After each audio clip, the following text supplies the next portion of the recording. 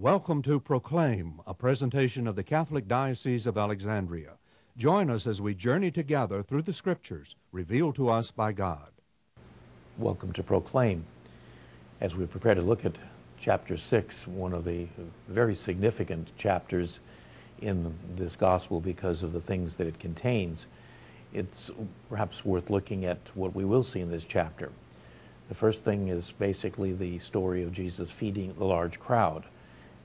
This is the only miracle-type story, and for John, sign, that is found in all four of the Gospels. Matthew and Mark actually have two different versions of feeding of a large crowd.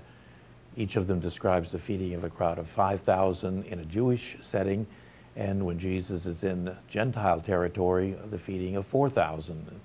And so clearly, with 6 repetitions of this story, it doesn't take a great genius to see that this clearly had to be an extraordinarily important event that is recorded and became a part of Christian experience and was seen in many different ways as pivotal in the ministry of Jesus. John will also then describe the crossing of Jesus to the lake, into the boat in the midst of the turmoil and storm. And finally, the Bread of Life discourse, which has tremendously deep and varied theological references that is not necessarily the easiest to follow, but is absolutely critical.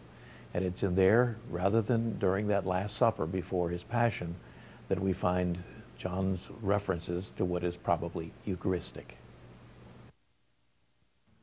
This program was brought to you by the Knights of Columbus Councils.